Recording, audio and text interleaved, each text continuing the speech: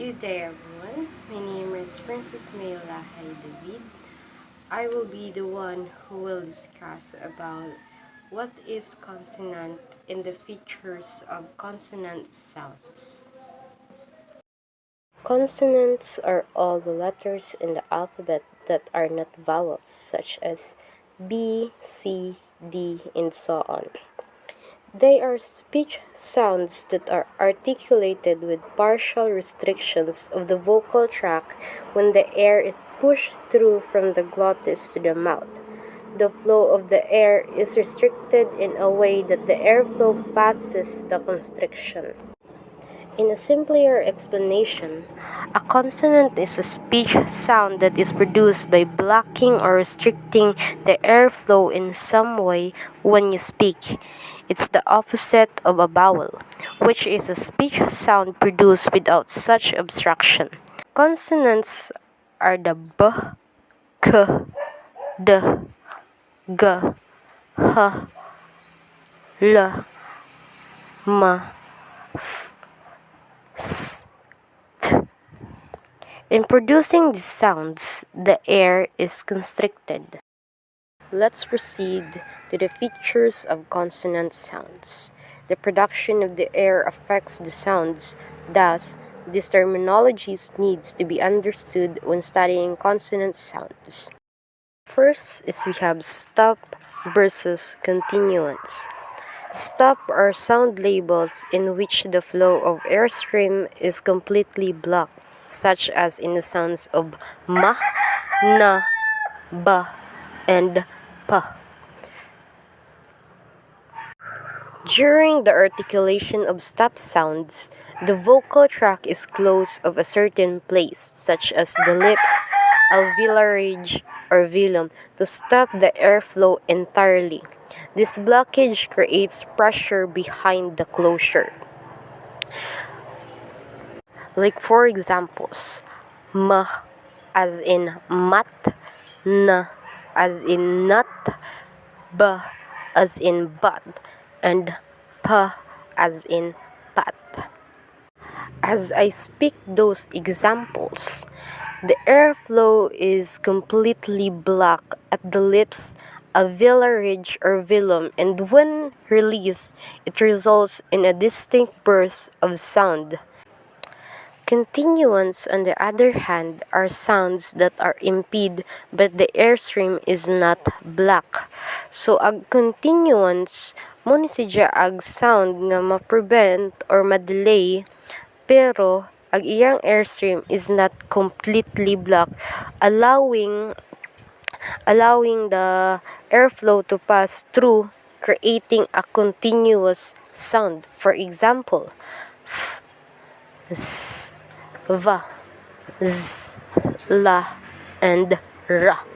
Unlike stop sounds, continuants have a less abrupt release and are often characterized by a hissing, buzzing, or resonant quality due to the partial constriction and continuous airflow. Next is we have sonorants versus obstruents. Sonorants are a natural class of continuants which are articulated without the obstruction of the airstream. These include approximants, glides, liquids, nasals, and even vowels. Sonorants consonants are characterized by a relatively unobstructed airflow through the vocal tract. Mo na ma-result siya in a more resonant and melodious quality. They include sounds like vowels, nasals, for example, ma and na, liquids, la and ra, and glides, wa and yeah. Sonorant sounds, they tend to be more vocally melodious and are produced with less constriction in the vocal tract. In contrast to sonorants, obstruents are produced by obstructing airflows, such as in the articulations of k and j. Obstruent consonants mo ni siya ag sound nga mo-produce nimo with a constriction or abstraction in the vocal tract. So bali ag sound na ma-produce nimo nga naay mo prevent or mo block sa imong vocal tract nga maka-cause og turbulence or a burst of air when you pronounce. So for examples sa kategory nga stop, p, p, t, t, k, and fricatives, s, s, sh, and affricates, ch, and ye. So, obstruent sounds are generally more noisy and less melodious than sonorant sounds. So, ag obstruent mo siya ag opposite sa sonorant sounds, kay ag obstruent more siya mas banhaan siya unja less melodious ag iyahang sound, unlike sa sonorant nga more open ag iyang airflow and are typically melodious kaysa sa obstruent nga mas banhaan siya tungod sa constriction that impedes the airflow. Next is sibilants versus aspirated. Sibilants are the hissing sounds, a natural class of fricatives such as s as in sought, z as in zero, sh as in shine, j as in leisure. Aspirated sounds, on the other hand, are modified sound produced with forceful expulsion of air. These include the sound of h in hat, or the p in pat, or the t in tap, and the k in kill. So, ag aspirated sound mo ni siya ag sound nga naay strong burst of air na mo-accompany sa sound. Kung ang sibilant more on hissing sound, ag kaning aspirated more on siya og kana bitaw forceful ag iyang pag-produce sa sound. Next is flaps and clicks. Flaps are another modified consonant sounds formed by a single quick of the tongue against the roof part of the mouth. An example of flap is the t in the words better and letter. So, notice the t sound in better. So, mo na siya ag flaps. Kana bitong nag-pronounce nimo na ay ag imong dila makuan siya sa ibabaw kanang ibabaw nga part sa imong murag basabit siya karijot mo na nag-pronounce nimo sa word nga better makuan ag sounds nga t. Example, better, better, or letter, better. So, mo na siya ag flaps. Ag clicks, on the other hand, are produced in the mouth by a suction mechanism that produces a smacking sound of the tongue and the roof of the mouth or between the lips. So, there are no clicks in the English language, although implosives are almost close to clicks. So, walay clicks nga, walay English language nga sa clicks. Kay clicks man gud kay mostly siya spoken siya in Southern Africa, such as Susa and Zulu.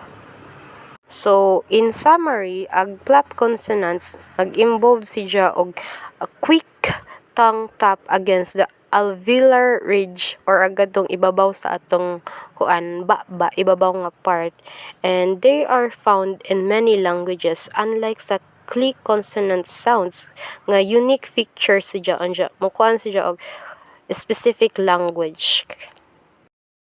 Next is pulmonic versus non-pulmonic sounds. Most of the sounds are made by the pressure of air from the lungs. These are termed as pulmonic sounds, just like when you produce the sound. In pulmonic sound, ag airflow is nagikan siya sa lung and it flows out through the vocal tract during a speech. Pulmonic sounds includes the familiar consonants like stops, for example, p, t, k, fricatives, f, f, z, s, v, and others, where the primary airflow is created by exhaling. When the air is slightly or completely blocked, the sound produced are non-pulmonic. So, in short, kung ang sound nga produce nimo is slightly or completely blocked, mo na siya gitawag og non-pulmonic sound. Lastly is ejectives and implosives. Some consonants are voiceless. So, when you say voiceless consonants, mo ni siya ag mga example ani kay p, k, og t, and so on. Adjectives are voiceless consonants which are pronounced with a glottalic egressive airstream or the glottis is simultaneously closed. Egressive sounds are produced when the air is pushed out. When articulating the k sound, the glottis is raised as the air pressure of the mouth is raised compared to the production of k and p. Notice the burst of air when k sound is released. Implosive consonants, on the other hand, are stop consonants, which a combination of glottalic ingressive that are almost similar to ejectives. Ingressive is a term used if the air is sucked in to produce a sound. It happens when the airstream flows inward through the nose or the mouth. And now let us have the articulatory features of consonants. Consonants are classified in terms of articulatory features such as voicing, the place of articulation, and the manner of articulation. Place of articulation. It refers to where in the vocal tract the construction of airflow take place. It is the location where two speech organs come together in producing a speech sound. So we have here the bilabial. Bilabial sounds are produced when both lips come together. So bilabial, bi means two and labial means lip. Examples of bilingual consonants. P as in pile, B as in band, mute, wood. So those are the examples of bilabial consonants. The next one is labiodental. So labiodental consonants are articulated by the lower lip, called labial, and upper teeth, called dental. Labiodental are made when the upper teeth meet the lower lip and form a constriction in the vocal tract, such as when the English F and V are produced. For example, fun, vile. So those are the examples of labiodental consonants. Interdental sound. Interdental consonants are articulated by the tongue and the teeth. Interdental sounds are produced when the tip of the tongue is placed in between the upper and lower teeth. So we have here the interdental sounds, the soft sound, which is the thumb or the th. So thumb. And the hard sound, which is the than or them, the. Muna siya hard sound. We have another example. The mighty Tim beat his tongue. Beat his tongue. So those are the examples of interdental consonants. Next is the alveolar. Alveolar consonants are articulated using the tongue and the alveolar ridge. Alveolar are sound produced by placing the tip of the tongue in front of the alveolar ridge. Alveolar include D, Z, T, and S sounds. Again, alveolar is produced in the tongue at or near the ridge behind the upper front teeth. The alveolar ridge is where your teeth meet your gums. For example, they, zoo, tang, new, shy, and napay examples anang alveolar. Palato-alveolar. The palate-alveolar consonants are articulated by the hard palate, the tongue, and the alveolar ridge. Palato-alveolar sounds occur somewhat farther in the mouth than the alveolars. The sound is made through placing the blade of the tongue at the hard palate behind the alveolar ridge. So the tip of the tongue is hardly behind alveolar ridge. Like for example, ship, shin, shine, occasion, assure, sub. Another example is shake her hand for the sake of friendship. So, sh. Muna siya example sa palato-alveolar. Velars. Velars are articulated at the posterior part of the tongue and the soft palate or the velum. Velar sounds are created by bringing the tongue higher to contact the soft palate. Velar sounds include K, J, X, and N sounds. The word king has initial and final velar sounds. Example of this are uncle, kite, good, wait. Again, velar is the back of the tongue and raised to the velum or soft palate. Palatal. Palatal consonants are articulated by the tongue and the hard palate. Palatal sounds are produced deeper in the mouth by the body of the tongue, bringing it up close to the hard palate. So example, shot, vision, chin, jam, yes. So the glottal. Glottal consonants are produced at the glottis, which is even deeper than the epiglottis and the pharynx. By moving the vocal folds, the sound H is produced. Few examples are the words happy, hit, head, heart. Again, glottal sound is produced at the glottis or the space between vocal folds. For example, helium, hinder, hydrogen, hinge. So those are the articulatory features of consonants. Thank you. A blessed morning to each and everyone. This is Prixis Kyle Ababuntura, and today we will have the continuation of our last topic, and now we will proceed to the manner of articulation. So does any of you know what is the manner of articulation? Is it the pronunciation of our words? Or is this even relevant to the pronunciation?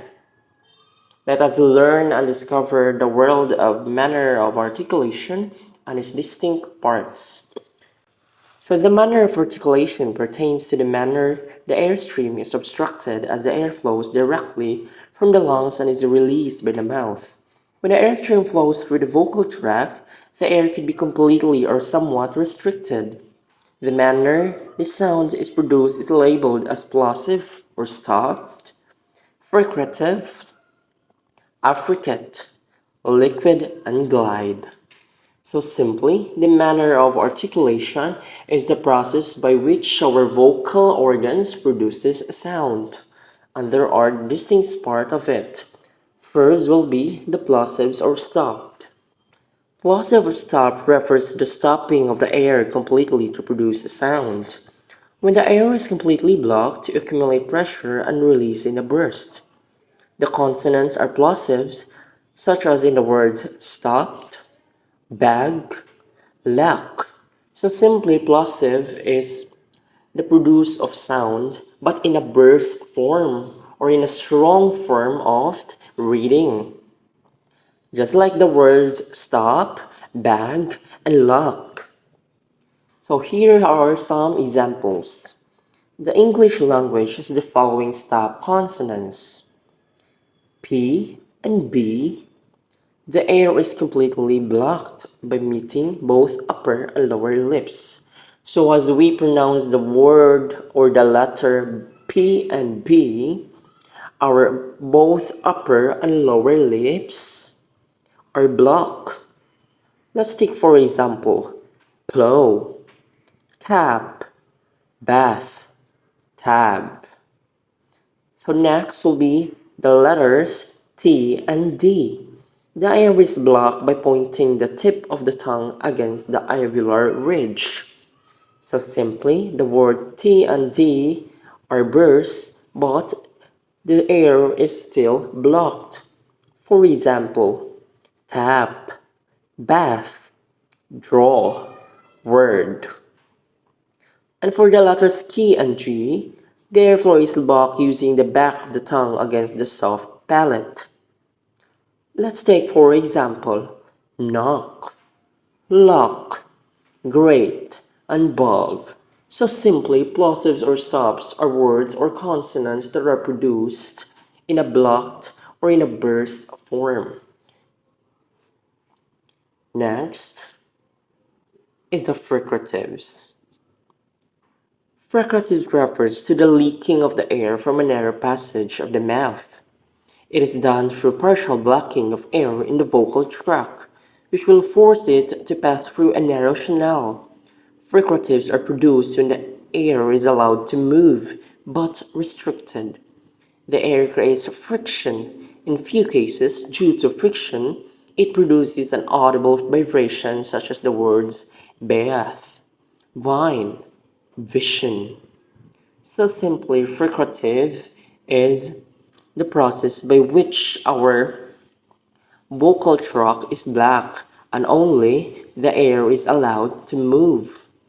And this process causes friction, and by this friction causes some vibration in order for some words to sound like T and V.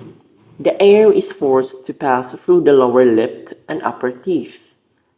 For example, father, force, have, virtue, and have. As you pronounce these words, our lower lip and upper teeth pass through each other.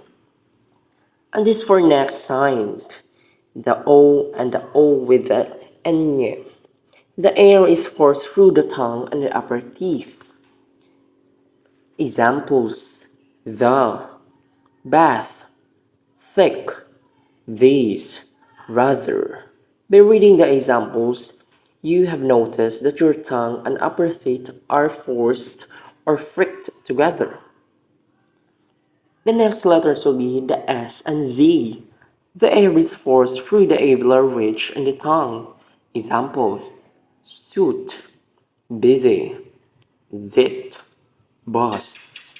And for this next sign, F under like free. The air is pushed through the tongue and further beyond the alveolar ridge. Examples: pressure, measure, shine, harsh. So simply, fricative is the process by which our vocal tract is blocked, but simply it still creates friction in order for it to have vibration. The next one will be the affricates. Affricates are a combination of two sounds, the plosive and fricative. In producing affricate consonants, the air is blocked and suddenly released. An affricate consonant starts with a stop, where the air is built up at the rear part of the mouth. The air is then released through a constricted channel. Affricate consonants include C and H or sich and J, such as church, change, jam, January, chin. So simply, affricates are the combination of plosive and fricative. It is when the vocal tract is blocked, but when released, it is released by a burst or a sudden pronunciation. So the English language has the following fricative consonants: the T, F, and the D3. The tongue blocks the air at the alveolar ridge, then release it. Let's take four examples: Jim, judge, budge, chick, and match. As you have seen or heard the words, It creates a block, but it's when released, it is a verse form. Last but not the least are the approximants. Approximants are produced when two articulators, the mouth and the tongue, are brought together but not touching each other. The resulting sounds seem like a vowel.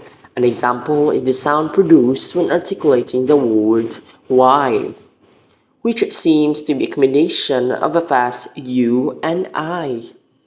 Approximant consonant sounds are considered as sounds produced halfway, a vowel and fricative.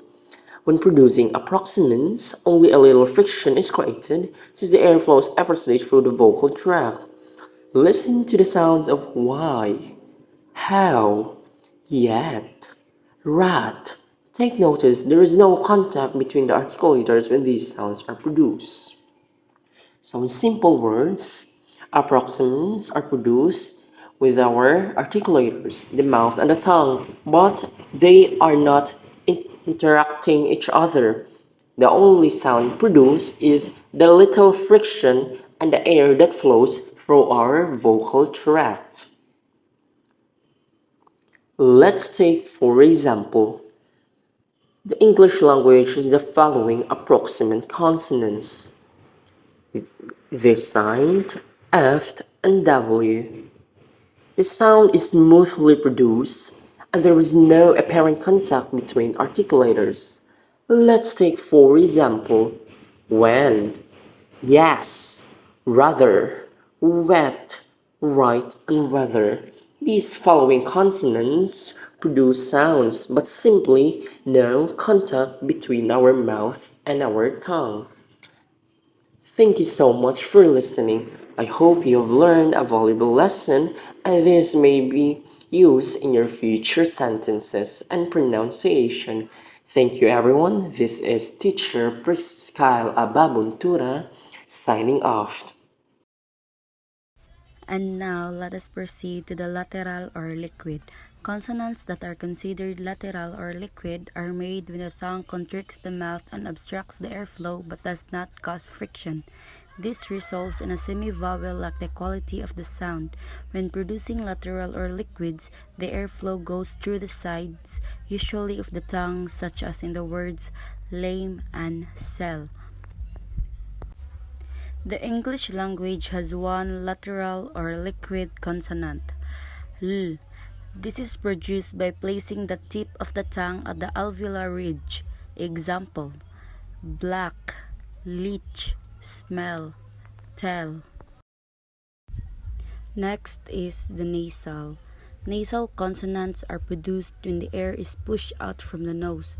The air escapes through the nose since the air cannot pass through the mouth, which is constricted by the tongue or the lips.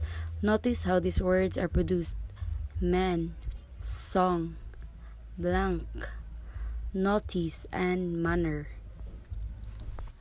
The English language has three consonants. First one is the m. When produced, the lips are closed, which makes it impassable by the air. Examples: material, mature, immortal, maneuver, enthusiasm. The second one is the n. This is produced by using the tongue and the alveolar ridge to restrict the airflow. Examples: man, immune, no, commune, on. The last one is the n. To produce this sound, the tongue is pressed at the soft palate and block the airflow.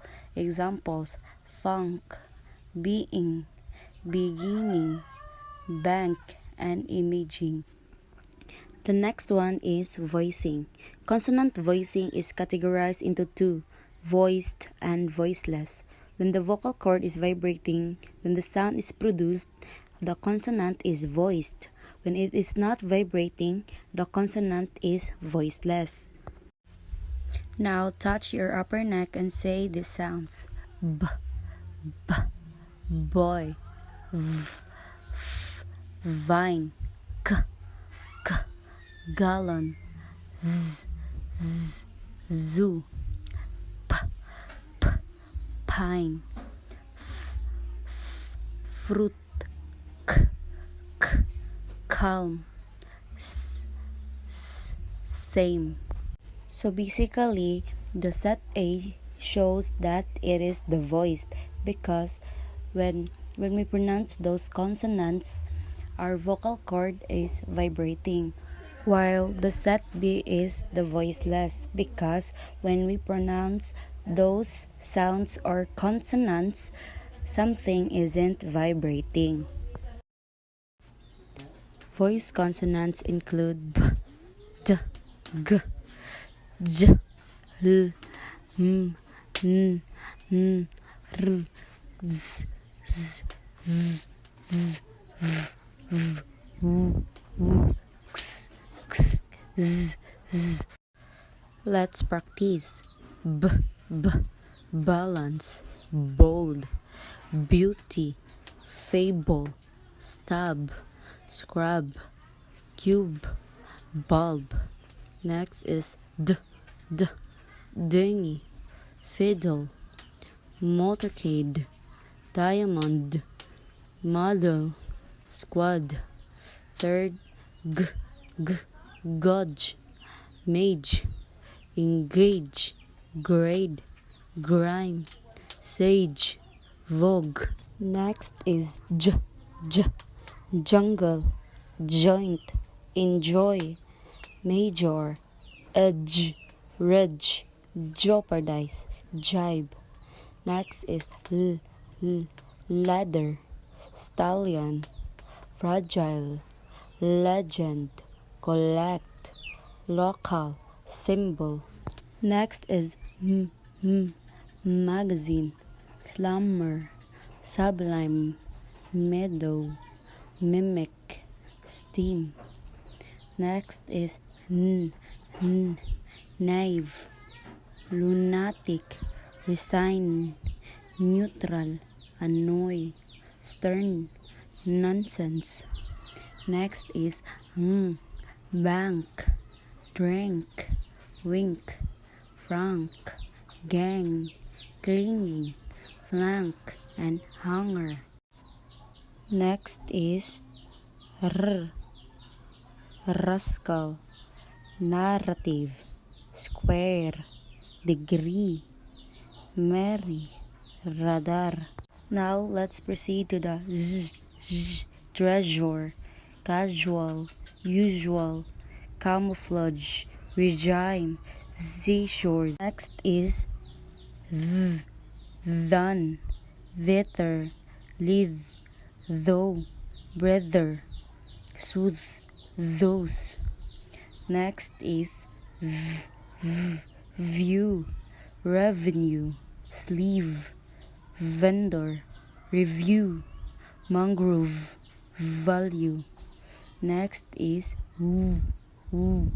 wave, wane, weird, wire, wedding, welcome, tween, twirl. Next is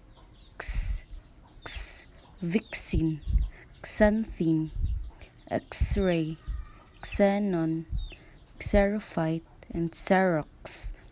The last is zinc, embezzle, sneeze, zeal, bizarre, realize, maze. Now, let's proceed to the voiceless consonants. Voiceless consonants include ch, f, k, p, s, sh, t, th.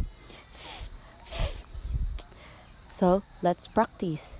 First one is chalice, butcher, brooch, chamber, franchise, speech.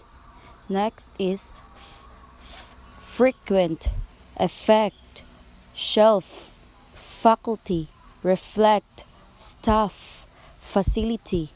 Next is crumble, broccoli, mechanic, clannish, account, critic. Next is pacify, rampant, bleep, paintery, stipend, shape, pestle.